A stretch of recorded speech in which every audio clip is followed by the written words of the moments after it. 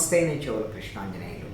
తెలుగుదేశం జనసేన జెండా సభలో పవన్ కళ్యాణ్ సినిమా డైలాగులు చాలా వదిలాడు. అయితే ఈ సభ ప్రసంగంలో, పవన్ కళ్యాణ్ ప్రసంగంలో హైలైట్ డైలాగు మాత్రం వైఎస్ జగన్మోహన్ రెడ్డిని ఉద్దేశించి, మీ రౌడీజం గూండాయిజాన్ని ఖచ్చితంగా మేము తుదముట్టిస్తాం, ఎదుర్కొంటాం అనేటువంటి విధంగా మాట్లాడుతూ, జగన్మోహన్ రెడ్డి మీరు రౌడీ విజయం చేస్తే, గూండాయిజం చేస్తే చూస్తూ ఊరుకోవటానికి మేము జన సైనికులు ఉన్నారు, మా జన సైనికులు మీ మక్కెలు ఎరగదీసి మడత మంచం మీద పడేస్తాం అని సినిమా డైలాగ్ చెప్పాడు పవన్ కళ్యాణ్. ఈ సినిమా డైలాగు వినటానికైతే బాగానే ఉంది.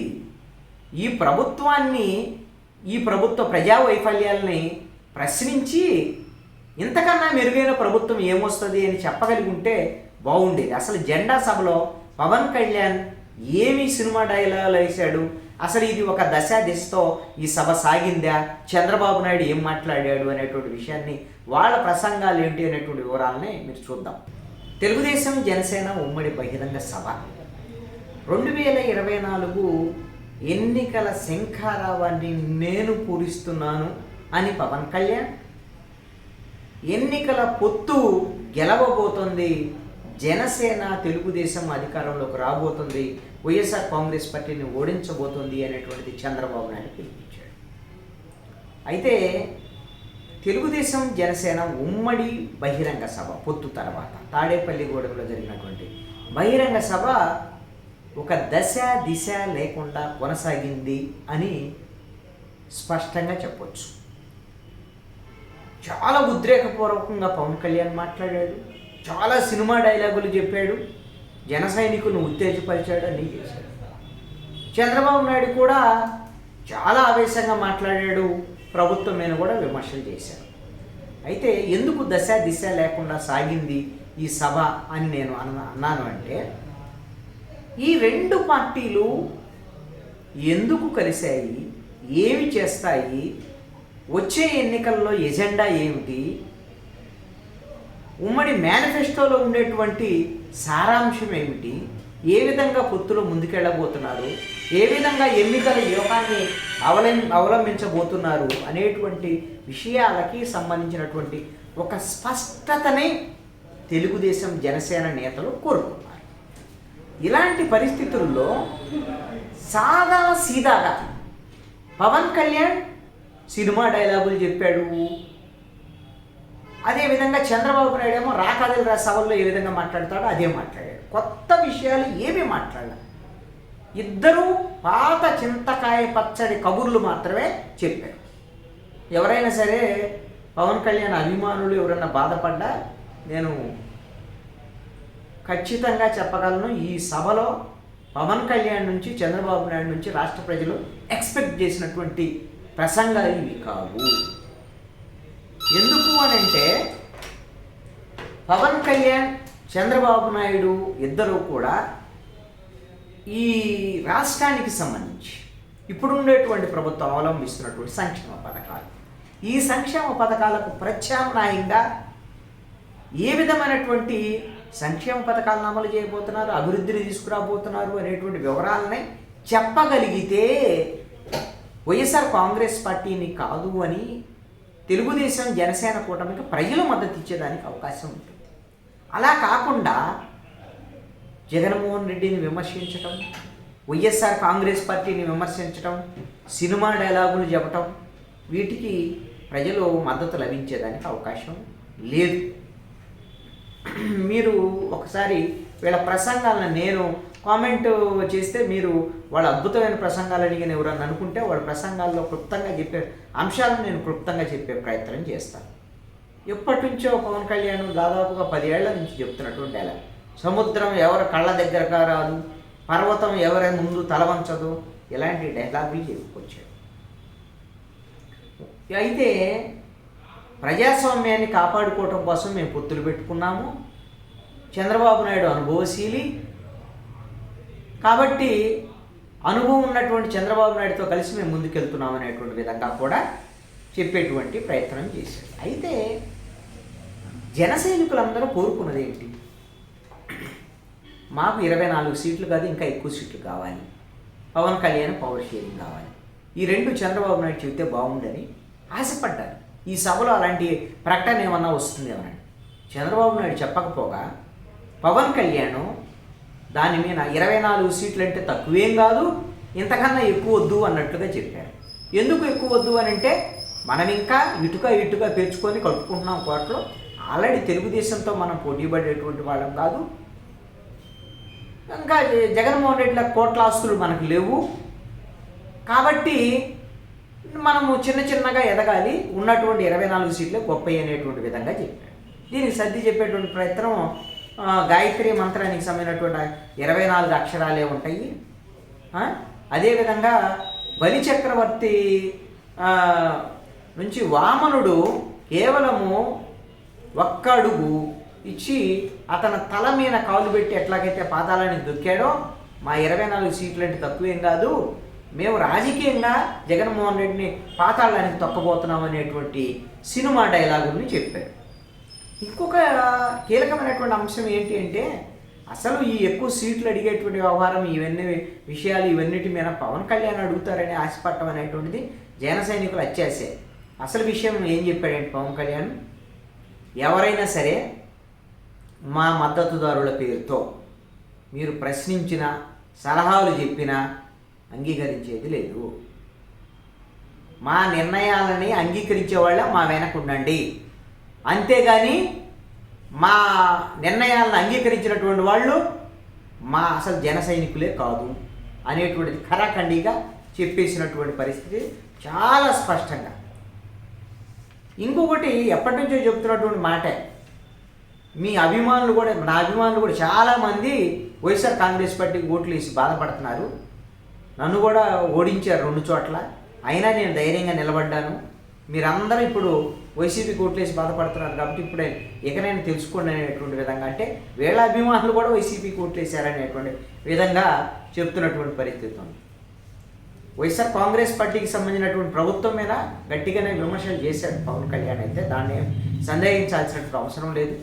ఇది గుండాల ప్రభుత్వం, గుండాలు ఉన్నారు అధికారంలో.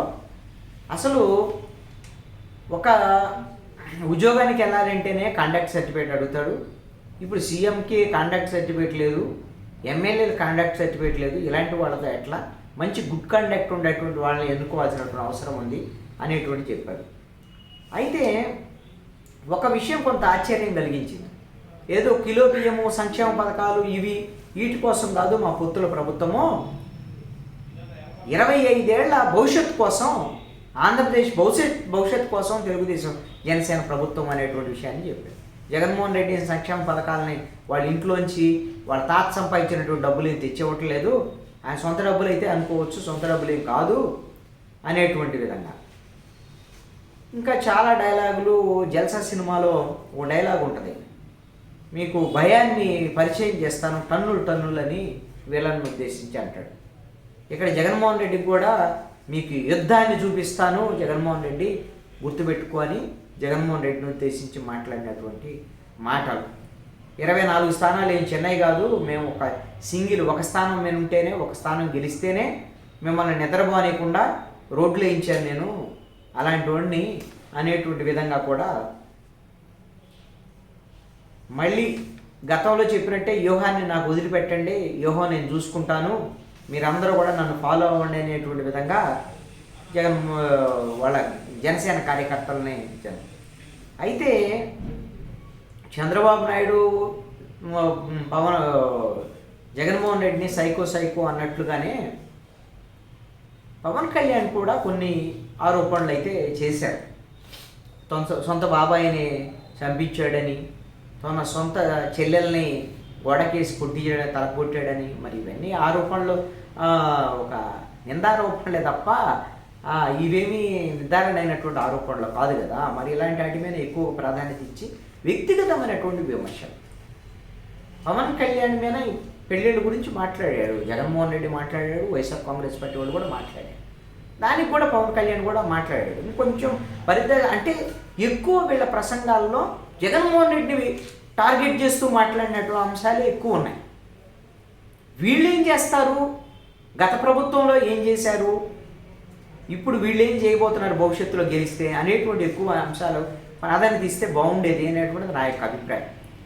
తనకి 4 పెళ్ళిళ్ళు అంటారు, నాకేమన్నా 4వ పెళ్ళేది, 3 పెళ్ళిళ్ళు అయింది, 4వ పెళ్ళామన్న జగన్మోహన్ రెడ్డి అంటూ కూడా మాట్లాడాడు. కొంత కావాలని మరి పవన్ కళ్యాణ్ అట్లా మాట్లాడినట్టు కూడా కనపడుతుంది. మరి చాలా కొంచెం పరిదాటి విమర్శలు కూడా, గట్టి విమర్శలు, వ్యక్తిగతమైన దూషణలు ఇవి చేసినటువంటి పరిస్థితి అయితే కనపడుతుంది. రానున్నటువంటి ఎన్నికల్లో మా పొత్తు ఇద్దరం కలిసి ముందుకెళ్తున్నాం, ఇది ఖచ్చితంగా సక్సెస్ అయ్యేటువంటి పొత్తు అనేటువంటి విధంగా చాలా మాట్లాడినటువంటి పరిస్థితి ఉంది. హరిరామ జోగే లాంటి వాళ్ళకి మీరేమి మాకు సలహాలు సూచనలు ఇవ్వద్దు, మాకు తెలుసు అనేటువంటి విధంగా మాట్లాడినటువంటి పరిస్థితి స్పష్టంగా కనబడుతుంది. అదేవిధంగా చంద్రబాబు నాయుడు మాట్లాడినటువంటి మాటలు కూడా చాలా సాదాసీదాగా రాకాజలరా బహిరంగ సభలో ఏం మాట్లాడారో అదే మాట్లాడారు.